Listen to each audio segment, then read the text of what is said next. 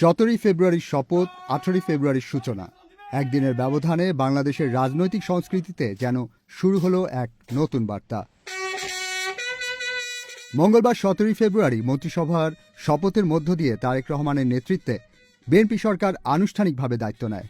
আর বুধবার 18 ফেব্রুয়ারি প্রধানমন্ত্রী হিসেবে তার আনুষ্ঠানিক যাত্রা শুরু হয় এক ব্যতিক্রমী দৃশ্যের মধ্য দিয়ে, যা দেশের মানুষ বহু বছর ধরে দেখেনি। প্রধানমন্ত্রী হিসেবে প্রথম কর্মদিবসে তিনি বাড়ি থেকে বের হওয়ার পর সরকারি পতাকাবাহী গাড়ি ব্যবহার করেননি। ছিল না কোনো মাত্রাতিরিক্ত প্রোটোকল।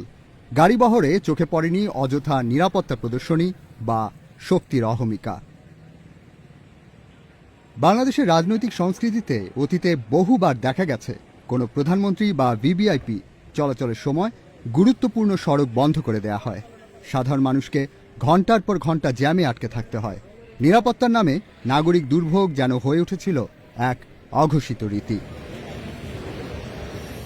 এবার চিত্রটা ভিন্ন। প্রধানমন্ত্রী যে পথ দিয়ে গেছেন তা সাধারণ মানুষের জন্য বন্ধ রাখা হয়নি। কোথাও সৃষ্টি হয়নি কৃত্রিম যানজট।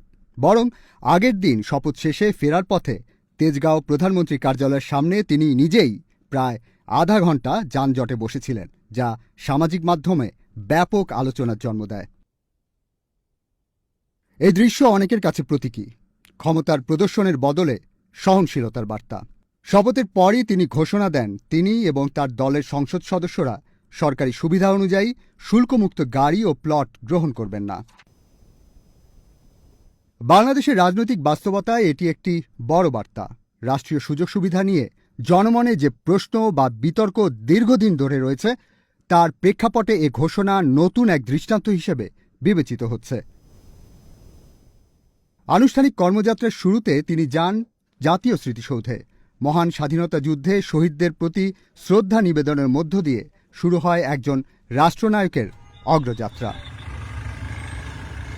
এরপর তিনি যান জিয়া উদ্যানে, যেখানে সমাহিত আছেন তার বাবা স্বাধীনতার ঘোষক শহীদ রাষ্ট্রপতি জিয়াউর রহমান এবং মা সাবেক প্রধানমন্ত্রী খালেদা জিয়া। কবর জিয়ারত শেষে তিনি যান সচিবালয়ে। পুরো যাত্রাপথেই ছিল একই সরলতা। অতিরিক্ত নিরাপত্তা প্রদর্শন নয়, নাগরিক চলাচলে বাধা নয়, বরং সাধারণ মানুষের সঙ্গে সমান্তরাল পথ চলা। প্রশ্ন উঠছে, এই ব্যতিক্রমী আচরণ কি শুধুই প্রতীকী, নাকি এটি হবে নতুন রাজনৈতিক সংস্কৃতির ভিত্তি? এ বিষয়ে অর্থ ও পরিকল্পনা মন্ত্রী আমির খসরু মাহমুদ চৌধুরী অত্যন্ত ইতিবাচক প্রতিক্রিয়া জানিয়েছেন।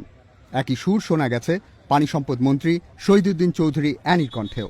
বৃহৎ গভর্নমেন্টকে ব্যবহার করে দেশের সম্পদ নষ্ট, অপচয় এবং জনগণের দুর্ভোগ, এই যে প্রধানমন্ত্রী যাওয়ার সময় রাস্তাঘাট বন্ধ করে দেওয়া একটা লম্বা বহর, এগুলো একদিকে দেশের রাজস্ব ব্যয়ের একটা বড় অংশ হয়ে যাচ্ছে আস্তে আস্তে ক্রমান্বয়ে, অন্যদিকে জনগণের জন্য এটা একটা ভোগান্তি হয়ে যাচ্ছে।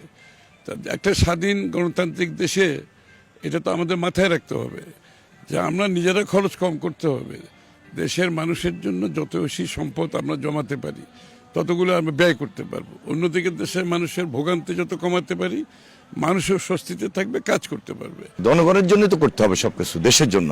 একটা দেশপ্রেমিক সরকার তো তাই করবে, তাই হওয়া উচিত। অনেক কিছু ফলো করতে হবে, দায়িত্ব নিয়ে কাজ করছে। তাদের বক্তব্য সরকারের অন্য মন্ত্রী ও সংসদ সদস্যদের মাঝেও এই সাধারণতা ও সংযমের সংস্কৃতি দেখা যাবে। দীর্ঘদিন ধরে ক্ষমতার প্রদর্শনীমূলক প্রোটোকল এবং নাগরিক দুর্ভোগ নিয়ে মানুষের মধ্যে অসন্তোষ ছিল। তাদের আশা এই উদ্যোগ নিয়মিত হোক, প্রশাসনিক সংস্কৃতি ও রাজনৈতিক আচরণে স্থায়ী ইতিবাচক পরিবর্তন আসুক। ডেস্ক রিপোর্ট, দিনকাল ডিজিটাল।